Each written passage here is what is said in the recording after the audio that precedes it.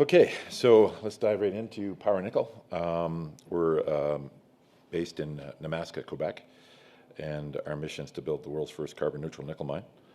And let's see how we're going to do that. We're not going to tell you anything we don't think is true, but it's always good to do your own due diligence. I mean, I think, we're all here as investors, so why invest now? That's always a critical question. Macro-wise, commodity prices are decent. Looks like we're going to get an upturn in that at some point, generally driven by the massive commitment by governments all over the world to green energy, to moving away from oil and gas towards the battery complex. That's driving a bunch of incentives that are, driving production and exploration decisions.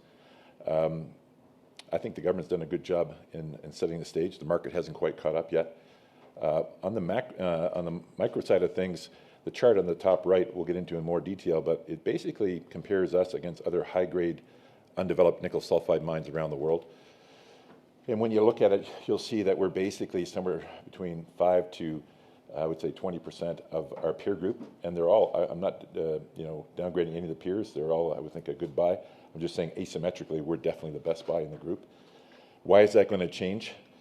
It's going to change because the drill bit's been working amazing, and we've put out a lot of great drilling updates, and it's going to culminate into an updated 43-101 in just a couple months in October. We'd expect to go to somewhere between 8 to 10 million tons of about 1.5% nickel EQ, so that would be enough to make this thing commercial, and that's just a start. It's an ultramafic deposit. Other ones in Canada like it would have been Lynn Lake and Voisey's Bay. Lynn Lake was 22 million tons, Voisey's Bay plus 50. We'd think we'd be between the two, probably, tending toward Voisey's Bay. This is going to be a big nickel mine. It's not just us that thinks this. We've had a significant investment recently from CVMR Corporation. They're a big nickel and specialty metals processor and miner. 18 plants around the world. Some of the things that you would know them for, I guess, is if you have a $100 bill in your pocket from the US, it's printed on a nickel plate that these guys made using their nanotechnology powder. They do the super colliders, so the $10 million nickel tubes. These guys make them. So they're a world-class leader in nano powders, wires, and anodes. And their view was that they needed a new North American supply of nickel, class 1 nickel, and they think Power Nickel and the NIST can provide that. The thing we liked about that from a perspective from Power Nickels is that refiners get paid a lot more money. I mean, they get between 2.5 to 3 times LME. So if we produce a refined product in joint venture with CVMR, that's the type of number we could expect to get. So we're looking forward to getting a feasibility study conducted with CVMR and having that for Q2 next year. Where we're located in Quebec, arguably the best jurisdiction in the world for critical minerals. Why is that? 3 primary reasons. We're located, infrastructure is number 1. We're located off of Route North. Across the road is a Hydro-Quebec substation. We're 8 kilometers outside of a town called Nemaska. It's got an airport, got facilities. It's the center of the Cree, which is our Aboriginal partner. That's the other thing Quebec has done very well. They've basically made great relationships with the Aboriginals. So we've got a great traditional relationship and base there. Our drillers go home at night, stay in the Cree Lodge, and it's really great. Third reason why Quebec's so amazing is they've got the best financial incentives in the world, both to explore and to develop mines. So exploration-wise, you basically get 2-for-1 exploration. We've done several deals where our stock price was 25 cents and we've raised money at 50. And then just recently in the Quebec provincial budget, they announced a 25% tax credit to equip and develop a new mine, critical mineral, and the feds matched it with, they upped it to 30%, so a 55% tax credit to build new mines. So that happened when Silicon Valley Bank was crashing, so nobody really caught that, but that's a big number for Canada, so you're building a plant that's going to get a whole lot cheaper.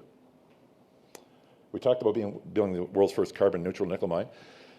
How do we do that and why do we do that? We do it for a variety of reasons. Number 1, we think it's going to be great for our shareholders. I think it's going to be great for the community. Bottom line, the presence of Hydro-Quebec power obviously will drive that. It's an ultramafic deposit which naturally sequesters CO2. And there's 3 ways to make nickel: smelting, hydrometallurgy, and chemical metal vapor process. The chemical metal vapor process is the most environmentally benign, and that would allow us to produce, we think, a carbon neutral product. That will get between $1,500 to $2,000 per ton more for revenue than dirty nickel. In mining, nothing matters more than grade and tonnage. We started off with a 3.1 million tons of about 1.6% nickel.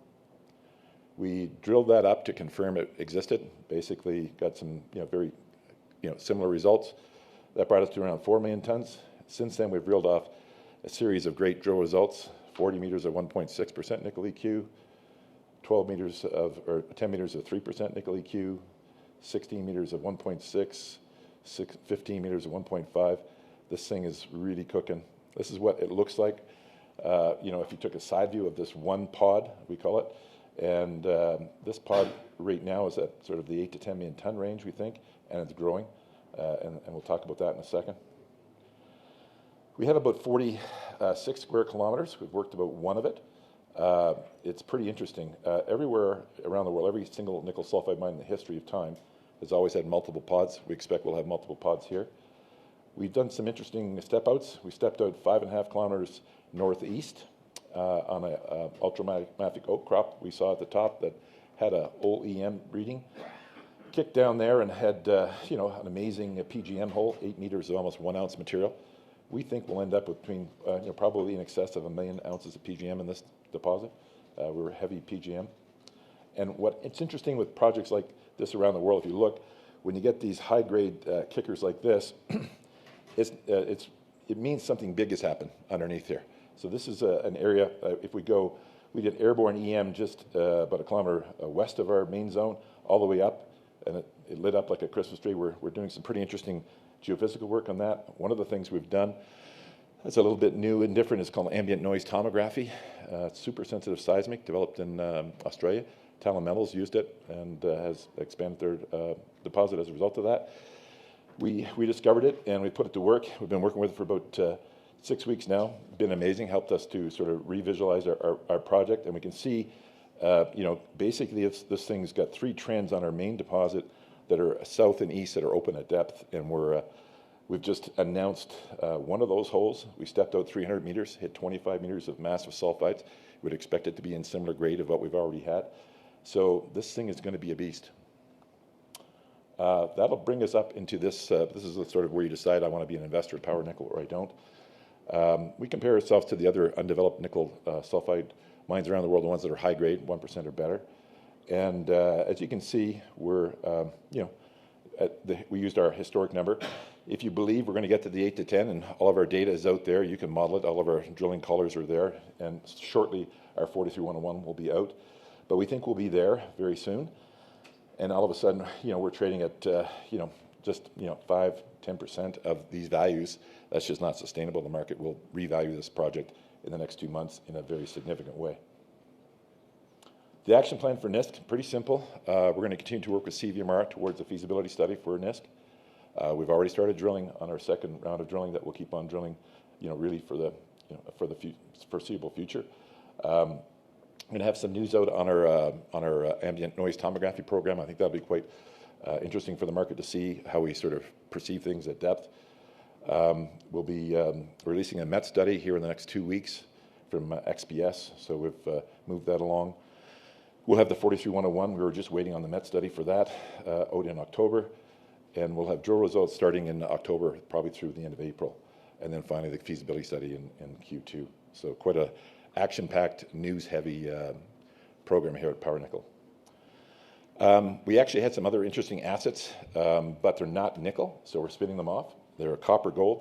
We used to trade at these levels for our copper gold assets. You're familiar with the Golden Triangle, I'm sure. The yellow spot is us. That's Mount Rainey, overlooks Stewart in the Golden Triangle. Scotty Resources, really one of my favorite junior golds, is just north. They're here this week. You should listen to that story. It's a great story. So this is a very prolific area. Ascot Resources is just right. They're building a mine, and it's one of the better exploration plays, we think. And we had 3 half-ounce golds at surface. This thing's never been drilled, so that'll be an interesting spin out. What will we get for that probably between this and our Chilean project, somewhere between 10 to 15 million is our view, and we'll finance it separately. In Chile, what's interesting with Chile is you'll see this is a desert environment. We have 3 large packages. Candelaria, a very big copper gold mine, is basically partners with us, or not partners, but is adjoining us. And one of the challenges in Chile is caliche in the sand.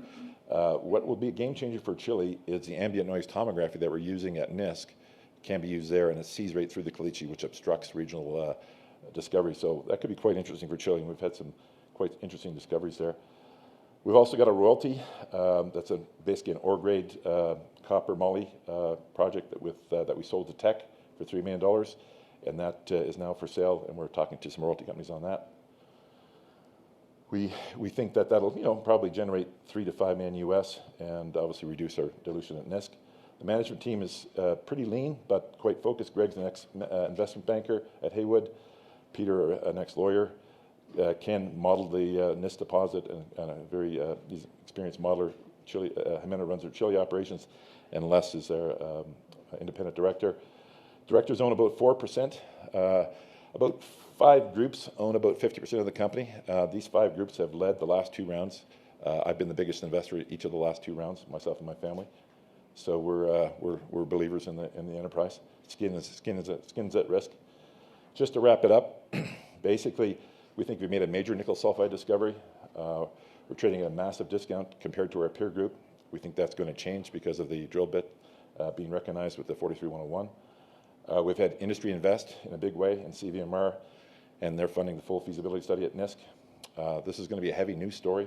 Lots of drilling news, lots of met news, lots of 43101s, things like that tend to create value in the market.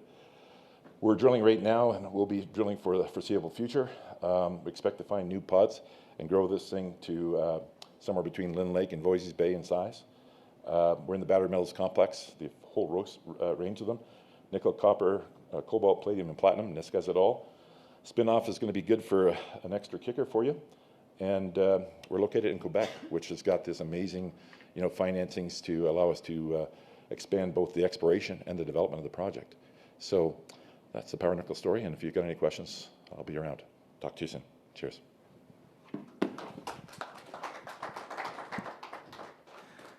Thank you very much, Terry.